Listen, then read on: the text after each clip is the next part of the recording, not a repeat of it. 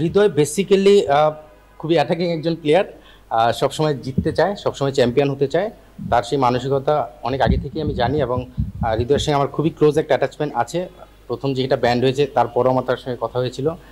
Last যেটা incident হলো সেটা আসলে আমি নিজেই একটু আপসেট হয়েছি যে আসলে আবার এটা হওয়াটা আমি মেনে নিতে কষ্ট হয়েছে। বাট হৃদয় বেসিক্যালি জেতার জন্য খুব অ্যাগ্রেসিভ থাকে।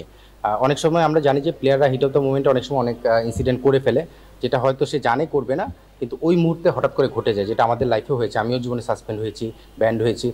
সো এটা হিট অফ দ্য মুভমেন্টে হয়ে যায়, যার যার জীবনে ঘটেছে সে সেটা রিয়েলাইজ করতে পারে। আপনি দেখবেন অনেক প্লেয়ারের ক্ষেত্রে এই ধরনের ইনসিডেন্ট হয়েছে, অনেক বড় প্লেয়ারের ক্ষেত্রে।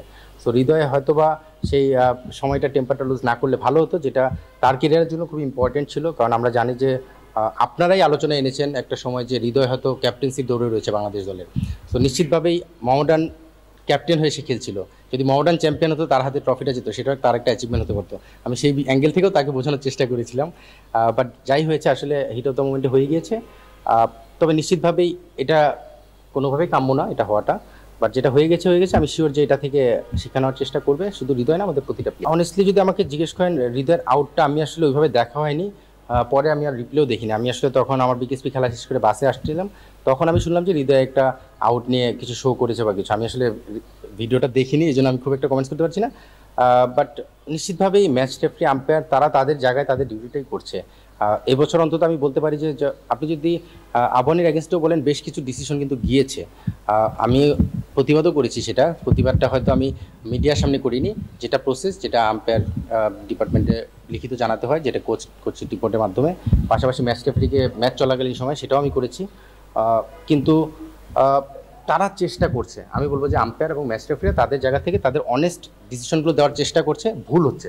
আপনি একটা জিনিস দেখবেন, এবার কোনো দলকে কিন্তু সাপোর্ট করা হয়নি। মানে আগে হয়তো একটা আম্পায়ারদের বা ম্যাচ রেফারিদের ব্যাপারে একটা বদনাম ছিল, তারা সাপোর্ট করছে। এবার আপনি দেখবেন অনেকেই যারা ভুল করছে, তারা সেটাকে ভুল হিসেবেই দেখছে, তারা কিন্তু ইচ্ছাকৃত করছে না। অন্তত এটুকু আমি এনশিওর করতে পারি যে আম্পায়াররা ভুল করছে, তাদের ভুল করার যে বিষয়টা সেটা তাদের কোয়ালিটি নিয়ে আপনি কথা বলতে পারেন। এখন আমাদের অপশন কি আছে, আম্পায়ারদের যে পুলটা আপনি যদি দেখেন, আমি এটা নিয়ে কথা বলেছি আম্পায়ার ডিপার্টমেন্টের সঙ্গে, যারা এই পজিশনে রয়েছেন তাদের সঙ্গে কথা হয়েছে। আসলে পুলটাও খুব বড় না। স্বাভাবিকভাবে অনেকগুলো খেলা চলছে, অনেক ম্যাচ চলছে, সেই জায়গা থেকে আম্পায়ার ম্যাচ রেফারি তারা কারো উপর রাগ ক্ষোভ ঝাড়ছে সেটা আমি বলবো না। তারা তাদের জায়গা থেকে বেস্ট করার চেষ্টা করছে।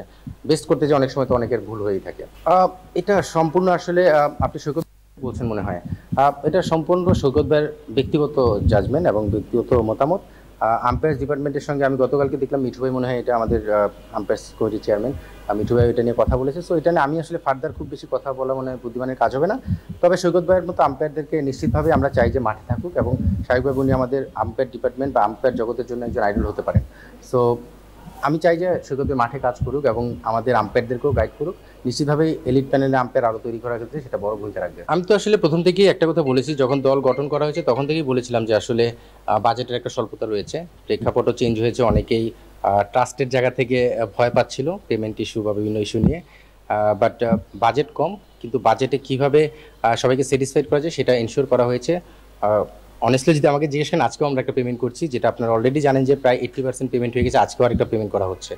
সো পেমেন্টের জায়গা থেকে ভরসাটা কিন্তু প্রথমেই অর্জন করা হয়েছিল। আবাহনী দল হিসেবে যে ঐতিহ্যবাহী একটা দল, সেটা এই বছর অন্তত এখন পর্যন্ত সেটা কন্টিনিউ করছে। প্রেক্ষাপট চেঞ্জ হয়েছে, দ্যাটস ট্রু। ম্যানেজমেন্টও চেঞ্জ হয়েছে, কোচও চেঞ্জ হয়েছে, সব কিছু মিলে অনেকগুলো পরিবর্তন হয়েছে। বাট ওই যে নামের একটা ওজন সবসময় বলা হয় না, সেই ধরনের ওজন হয়তো একটা ভিতরে কাজ করে। যখনই আবাহনী মডার্ন এই দলের জার্সিগুলো গায়ে জড়ায়, যে কোনো প্লেয়ারই নিশ্চিতভাবে আলাদা একটা ফিলিংস, একটা ইমোশন কাজ করে। সো নিশ্চিতভাবেই আবাহনী দলের প্লেয়ারদের মধ্যে সেই বিষয়টা কাজ করছে। আপনি দেখবেন যে সিনিয়র বেশ কিছু প্লেয়ারের সঙ্গে আপকামিং কিছু প্রমিজিং প্লেয়ার রয়েছে, তাদের স্বপ্ন ছিল একসময় হয়তো আবাহনী মডার্নে খেলবে। তো সেই স্বপ্ন পূরণের যে একটা ইচ্ছা, সেটা পূরণ হয়েছে। সঙ্গে চ্যাম্পিয়নশিপের স্বাদটা তো তারা অবশ্যই নেওয়ার অপেক্ষায় আছে।